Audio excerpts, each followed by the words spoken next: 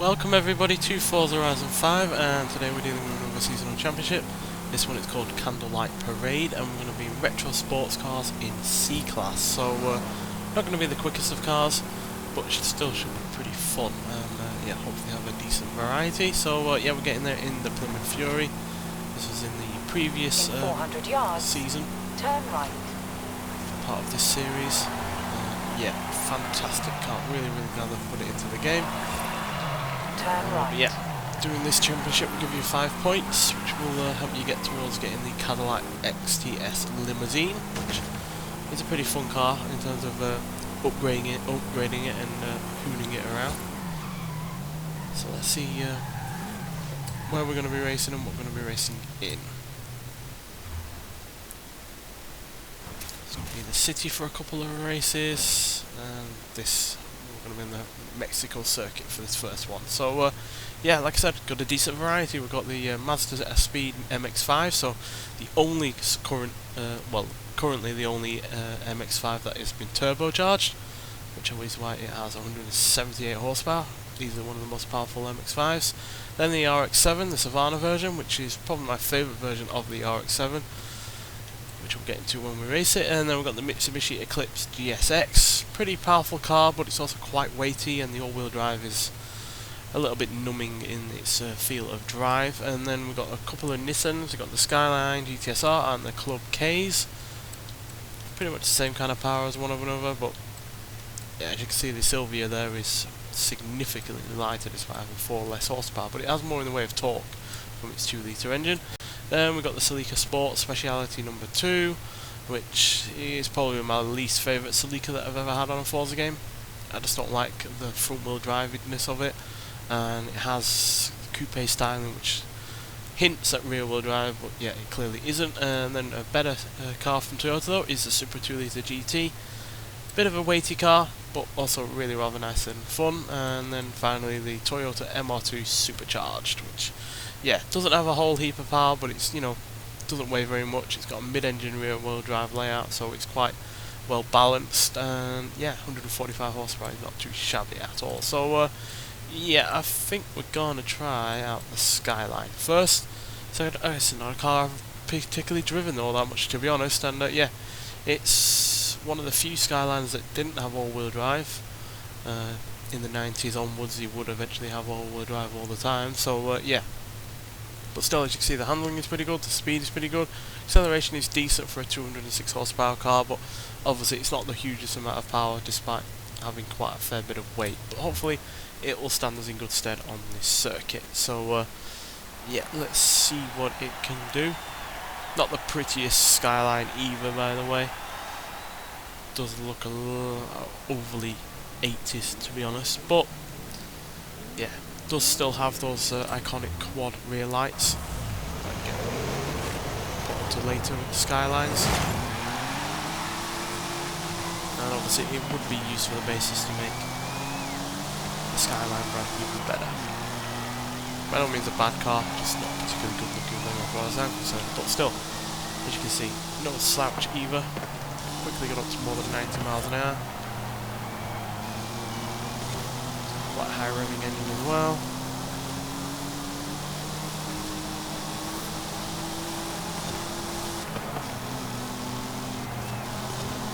Pretty much every car we have to choose from has a 2-litre engine or less.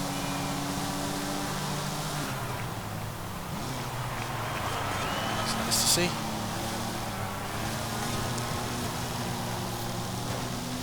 This Skyline's doing pretty well. Be a little bit on the old side and quite weighty, but still able to shift.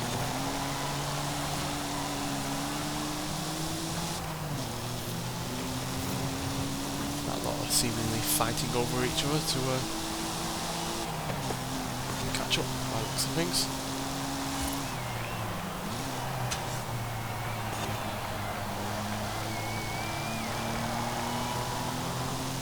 Come on, speed. Looks like that MR2 has been upgraded, but whether or not it's been upgraded in terms of power, I don't think it has, because we're either keeping up or overtaking.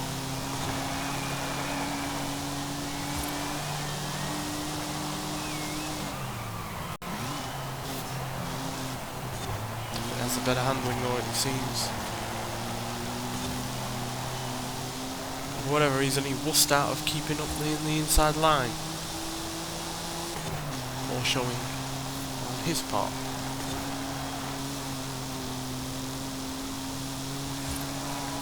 Yeah, we're going to unleash our 200 horsepower. See. Slightly overcooked it, but then again this car does encourage drifting.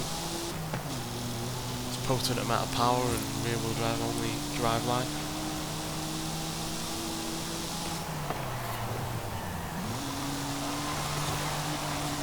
There we go, he finally takes the inside line. I was encouraging him to do that to make this racing more fun.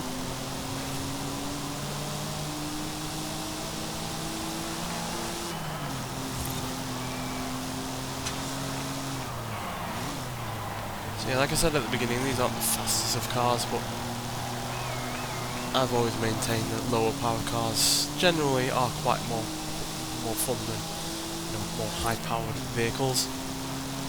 That's why I wish there were more weird low-powered cars on this game. And we had plenty in previous Forza Motorsport games, for instance, like the Subaru 360, which I really enjoy. I know it basically looks like a Japanese version of a Fiat 500, but I still really like it.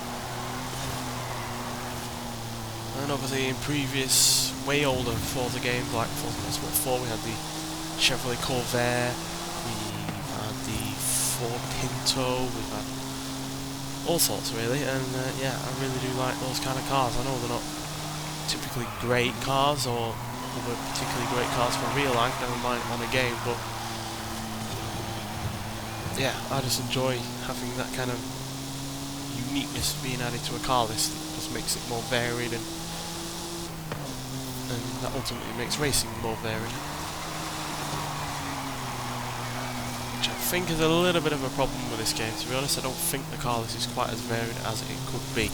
There are some oddities in this game, no doubt about that, but some of those oddities are regardless vehicles that we've had before, so I don't think we've really had any new oddities added to this game.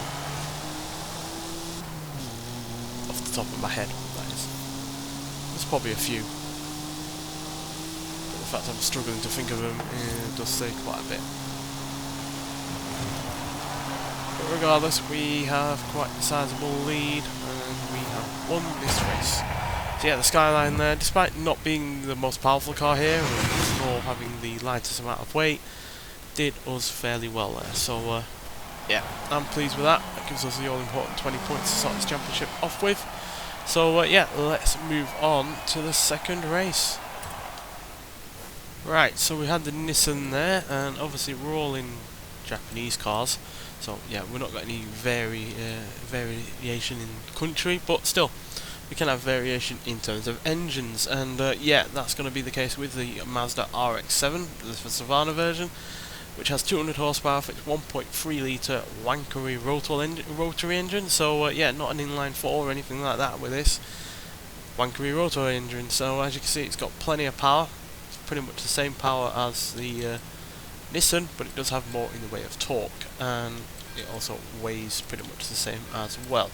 But being slightly newer, it's got better handling, better braking, and yeah, superior aerodynamics, quite frankly, with its wedge shape. So yeah, like I said, this is easily my favourite version of the RX-7, or any of Mazda's Wankel rotary engined sports cars, to be honest. Even more so than the RX-8. So yeah, I do really like this car. I love the looks of it, and yeah, its engine sounds just about right.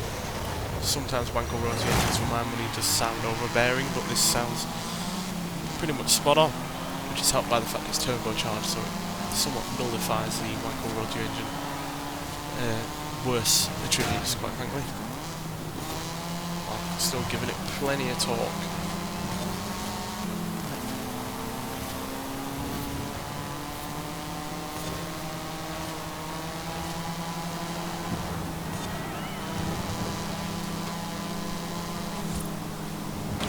Trying to adjust my volume then. Just to apologise. now we've got some catching up to do. But yeah, great car this. Just a shame though that it wasn't particularly well received at the time. I think in one respect was because of the price. I think Mazda in their not so infinite wisdom tried to price it against the likes of a Porsche 944 or 968 or one of those two. Yeah, this just didn't have the prestige of Porsche to really justify such a price tag. So yeah, they made a mistake in that regard, but as a car, it's good in terms of handling, it's good in terms of acceleration, it looks great, and yeah, it's just a fun car to drive, especially when you get it right, which I didn't on that corner, but regardless, that's my fault, not the car's.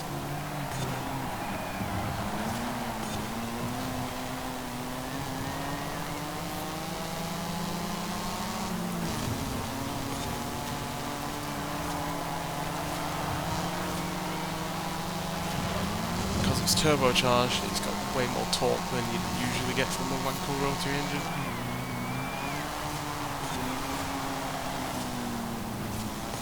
Which means you don't really have to rev it as high or as much as a non-turbocharged version.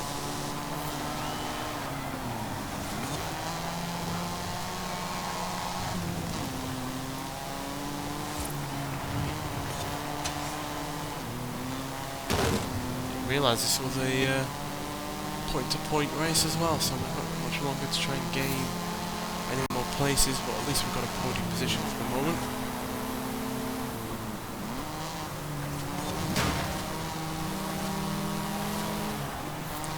Pass Toyota Terreno, which isn't in C-Class, but it's been upgraded to get into this class. It's a pretty fun car to drive, that, but a little bit underpowered in its stock form, which is why it's such a fan of tuners, because it's got its rear wheel drive layout, but it's easy to modify and doesn't weigh anything as well, so when you do modify it with any extra power, it's able to make a big difference no matter how much extra power you give it. Right, let's get past the Toyota Supra. It's the same kind of power as those, but less, has more weight, sorry.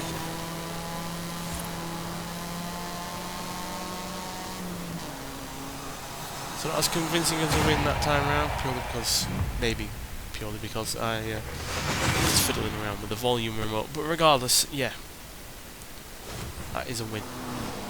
Sorry about that weird edit there, I think my recording slightly cut out for a moment, and yeah, seems to have skipped over me saying let's move on to the third race, but we are now on the third race, so yeah, we've still got a decent choice of vehicles to choose from. We've obviously got the three Toyotas, although I'm not a massive fan of the Celica there, but yeah, the ML2 I'm a fan of, and definitely a fan of the Supra, even though it's quite heavy. I think it's actually the heaviest car here, it is, but I'm also a really big fan of the Mazda Speed MX-5, because it's still a lightweight Mazda MX-5, but it's got the turbocharged potency from a sizable 1.8 litre engine, so yeah, it's a really good car, that, and as you can see the handling and braking is, I feel like, yeah, top tier of this class, so that is another reason to really go for it.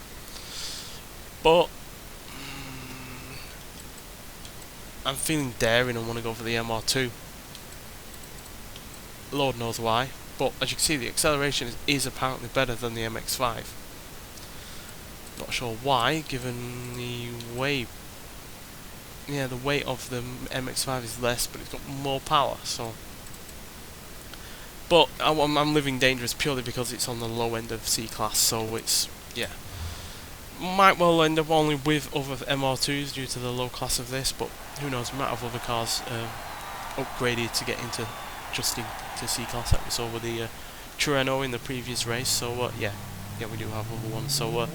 Yeah, we're going to be probably a little bit outclassed here, but we are on a circuit race, which typically favours handling, and this is such a small lightweight car that I feel like that will benefit us.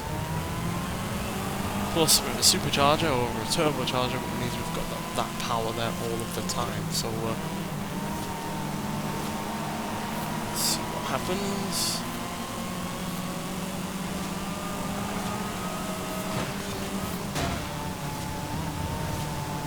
Driving this reminds me of one other car that I'd really like to see back in a Forza game, and that is the Pontiac Fiero, the GT version.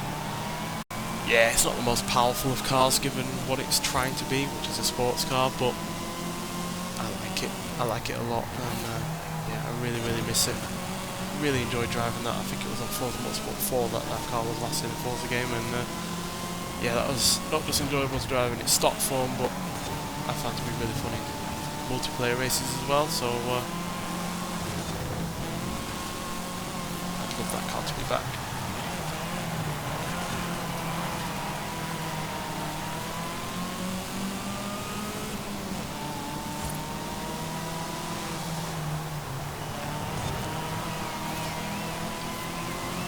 Love the supercharger wine on this as well,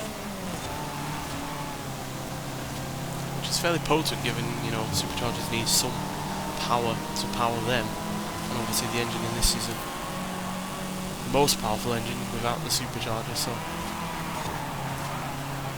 yeah, it is surprising that Toyota went for a supercharger over a turbocharger or anything like that, but it does help make this a little bit more unique than its contemporaries, because, you know, Porsche 944 had a turbo, obviously the RX-7 were in the previous race had a turbo, and Supras had a turbo, so yeah, having a supercharger does certainly help set it from the crowd, and certainly helps make it sound a lot different as well.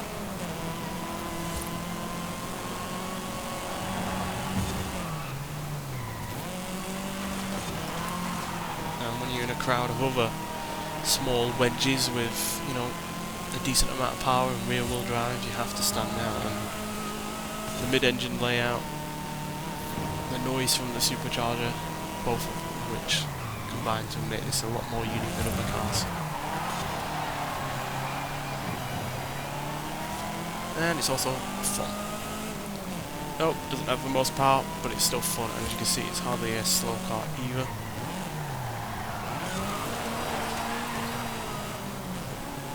Sure likes to drift as well.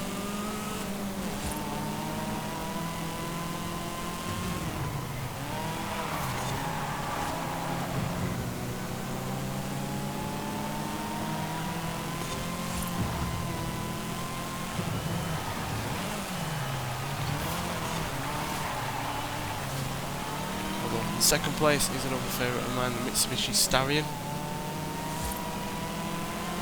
Again, another front engine, rear wheel drive, turbocharged engine car.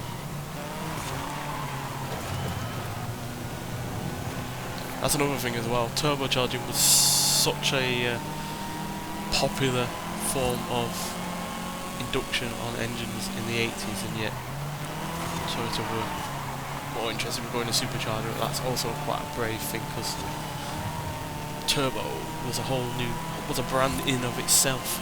You put turbo on your car or anything else, and that instantly made it people think it was quick or sporty, or, you know, above other things that weren't turbocharged. So to go for a supercharger does indicate that Toyota were thinking quite bravely in that regard. But I think it pays off, because it gives this small engine really rather potent power band. It's far quicker than the numbers or would suggest, quite frankly, because it's only got 145 horsepower, and yet it feels like it's got a lot more than that. Maybe it's because of the lack of weight in the car as well. Helps it feel as quick as it is, but yeah, it's definitely a car that's more than its numbers, and that's why I like it so much. It's probably my favourite of the cars that we've driven today.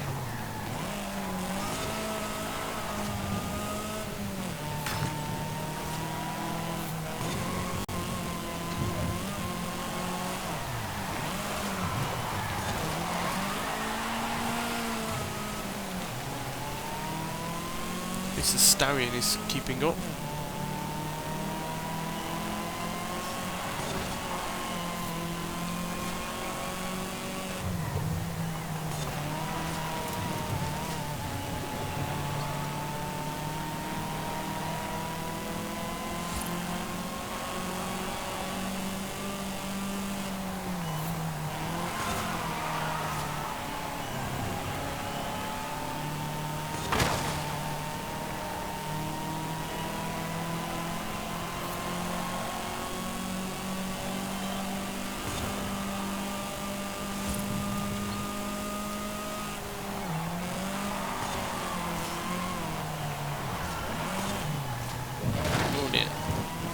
judge that corner. We're having a bit too much fun sliding it around.